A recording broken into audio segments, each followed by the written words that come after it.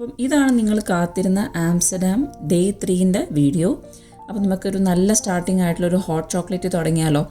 രാവിലെ നമ്മൾ എണീച്ച് ബ്രേക്ക്ഫാസ്റ്റ് കഴിക്കാൻ തന്നെ ഒരു 11 o'clockനൊക്കെയാണ് പ്ലാൻ ചെയ്തത്. നമ്മൾ ഈ ബ്രേക്ക്ഫാസ്റ്റ് കഴിക്കുന്നത് ടെറ്റ്സ് എന്ന് പറയുന്ന ഫേമസ് ഒരു കഫേന്നാണ്. ഇവിടെയും വളരെ തിരക്കുണ്ടായിരുന്നു. നേരത്തെ തന്നെ അപ്പോയിൻമെൻറ്റ് ബുക്ക് ചെയ്താണ് നമ്മൾ ബ്രേക്ക്ഫാസ്റ്റ് വന്ന് കഴിച്ചത്.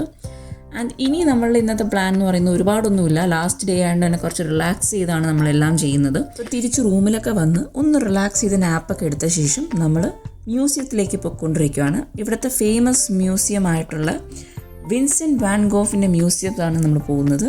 ഡച്ച് പെയിൻറ്ററാണ്, വളരെ ഫേമസ് ആണ്. പുള്ളിക്കാരൻ്റെ മ്യൂസിയത്തിൽ നമ്മൾ ഇന്നലെയും പോയിരുന്നു. പക്ഷെ നമുക്ക് അകത്തോട്ട് എൻട്രി കിട്ടിയില്ല, കാരണം ടിക്കറ്റ് നേരത്തെ തന്നെ ബുക്ക് ചെയ്യണം. ഒരാൾക്ക് ടിക്കറ്റിന് 22 യൂറോയാണ്. പിള്ളേർക്ക് ബിലോ 18 ആണെങ്കിൽ ടിക്കറ്റ് ഫ്രീ ആണ്. പിന്നെ ടൂർ ഗൈഡൊക്കെ വേണമെന്നുണ്ടെങ്കിൽ എക്സ്ട്രാ 56 യൂറോ ആവും.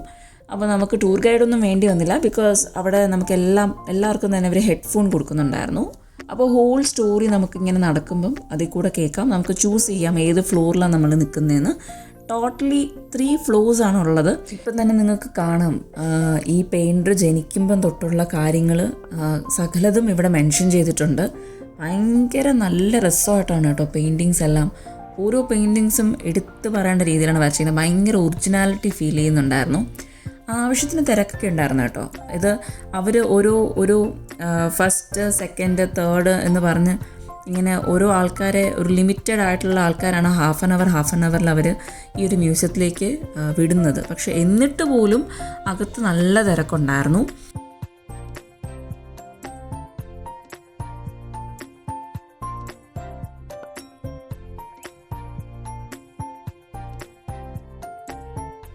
ആദ്യമേ നമ്മൾ കയറുമ്പം തന്നെ പിള്ളേർക്ക് അവരൊരു ബുക്ക്ലെറ്റും ഒരു പെൻസിലും കൊടുക്കും. എന്നിട്ട് പിക്ചർ മെൻഷൻ ചെയ്തിട്ടുണ്ടാവും.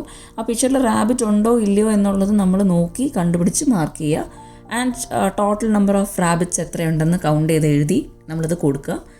പക്ഷേ മീനാക്ഷിക്ക് അങ്ങനെ അത്രയ്ക്കൊന്നും മനസ്സിലാക്കാനുള്ള ഒരു ഏജ് ആയിട്ടില്ലാത്തതുകൊണ്ട് അവൾ ചുമ്മാ അതിൽ ബുക്ക്ലെറ്റിൽ കളിക്കുമായിരുന്നു. പക്ഷേ ഭയങ്കര രസമായിരുന്നു കേട്ടോ ഈ വാൻ ഗോഫിൻ്റെ ഓരോ പെയിൻറ്റിങ്സ് കാണാനും. ഭയങ്കര ഒറിജിനാലിറ്റി ഫീൽ ചെയ്യുന്നുണ്ടായിരുന്നു.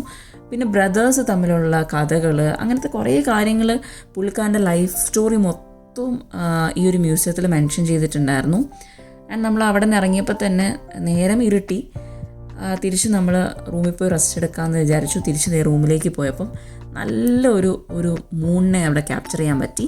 അപ്പം ഞാൻ അതും കൂടെ ക്യാപ്ചർ ചെയ്ത് ഈ വീഡിയോ വൈൻഡപ്പ് ചെയ്യുവാണ്. അപ്പോൾ എല്ലാവർക്കും ആംസ്റ്റർഡാം സീരീസ് ഇഷ്ടമായെന്ന് വിചാരിക്കുവാണ്.